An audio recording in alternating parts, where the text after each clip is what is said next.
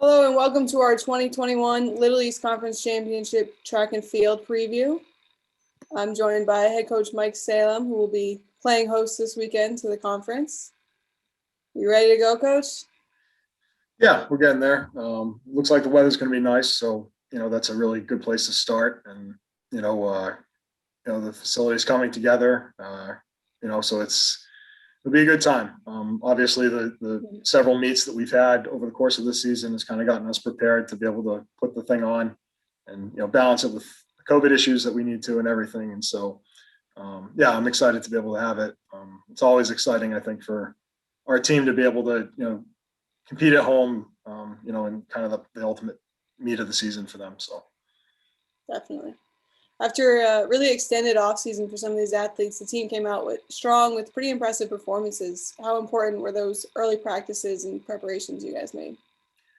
I mean, they really put in the work. I mean, the people that came in hot because they put in the work that they needed to. Going through last fall into this spring. And it's we've been fortunate that we've been able to have the opportunities that we have had to be able to go and turn that into performances, not just have it be practiced or time trials or anything. Um, they put in the work, in the weight room, working with our sports medicine staff to be able to, stay healthy, working with, strength and conditioning, in that aspect of our training.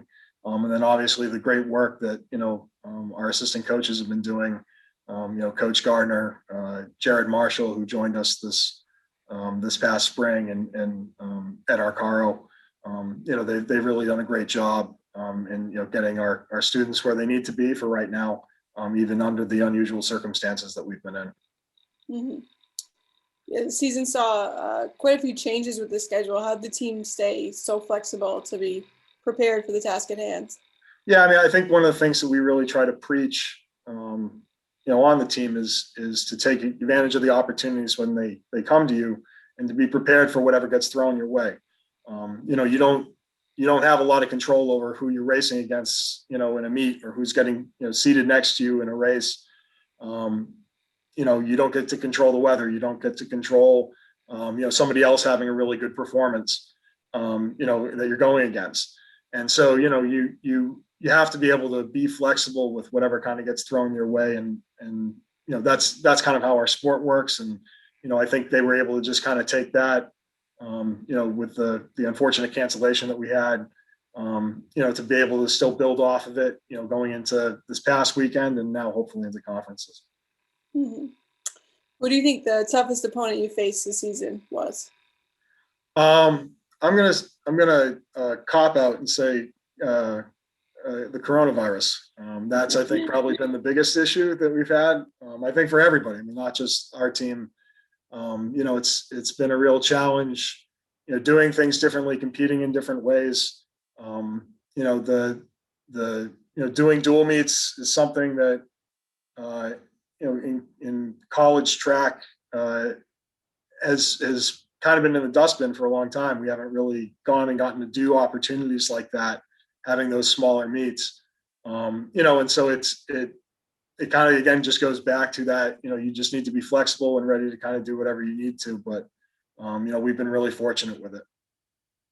Who do you think stepped up the most this season?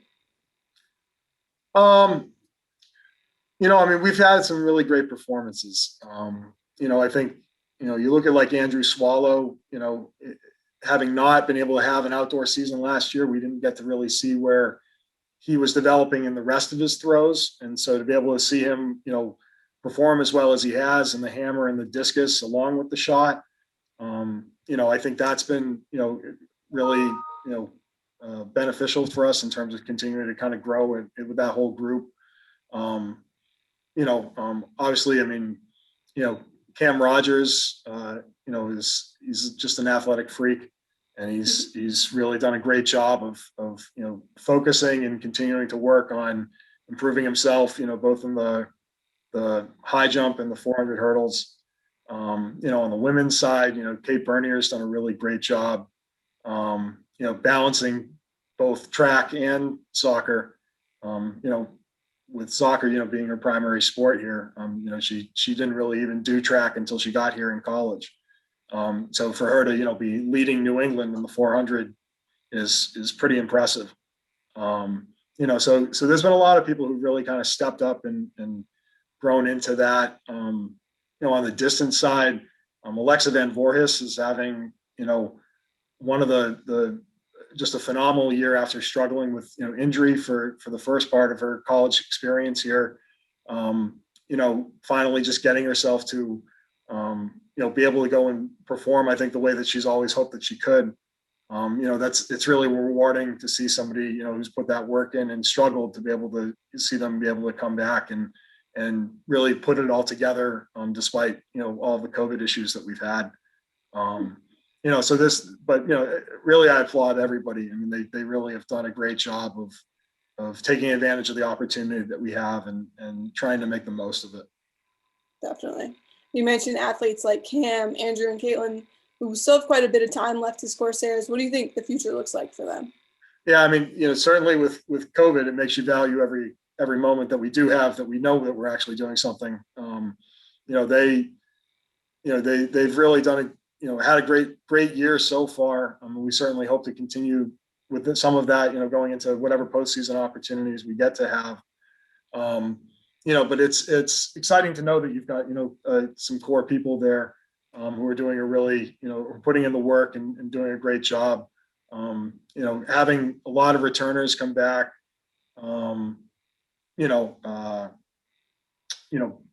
back potentially for next year as well.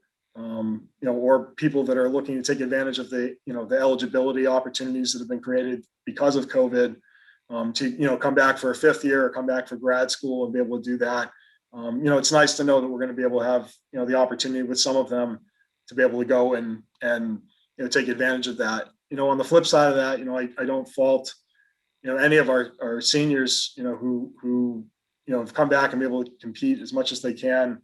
But are ready to kind of move on into their career after being here for 4 years and planning for 4 years of college.